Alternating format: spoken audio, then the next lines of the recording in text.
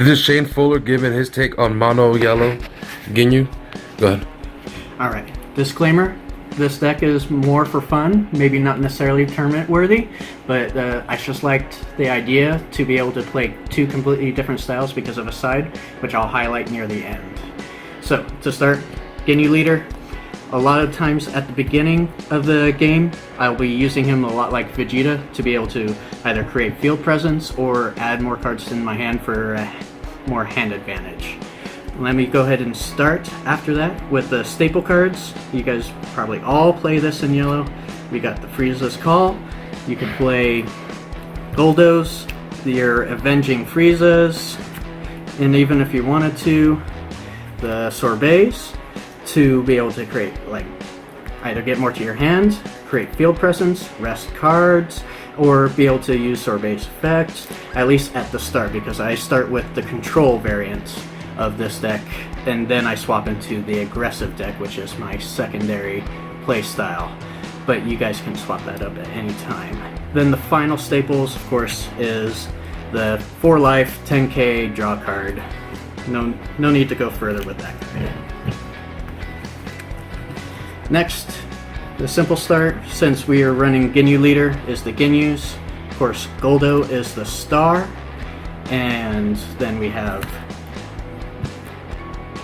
Recoomes.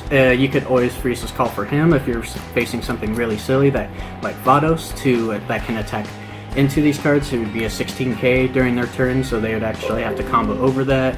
Or if it's not necessarily Vados or anything silly, you can maybe even bring out a Burter if you just want those Ginyus near the end of the game.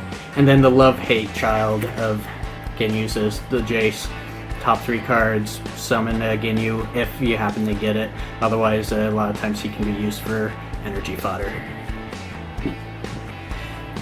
Next, after that, is with this control variant, is the no fun zone cards, as I call them. We have the 2 King Colds, Bad Ring Lasers if you wanted to go push for game, Anti-Broly, Cold Bloodlust, and of course anti almost anything else that needs to attack to be able to use its effect. Crusher Ball.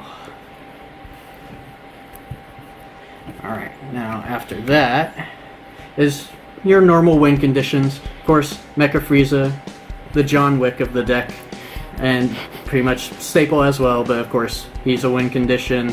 If you have enough Ginyus, of course, Ginyu himself to boost everybody by 10k and all those double strikes. If you hopefully milled out all of your opponent's crap, like the Weises and anti-attacks and all that stuff, hopefully that is just a game ender.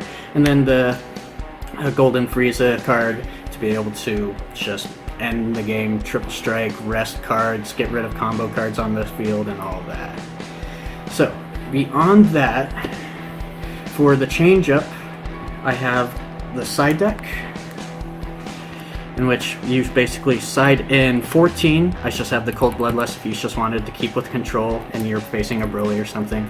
But more or less, you're siding into these 14 cards, in which you would trade out your no fun zone cards and your other win conditions to be able to get the 14 out, and basically you're just playing Ginyu Rush like normal to just outright win the game by turn 4 is your goal at that point. Again, like I said, like you can start with aggressive with this deck and then side into control if you really wanted to throw off your opponent. Like I said, and again, like this is it's just a weird way for you to be able to play 2 completely different play styles in a single deck with a side deck in, and then just kind of throw people off and just have fun with it rather than tournament worthy necessarily. And that's about it. Alright, thank you guys for watching.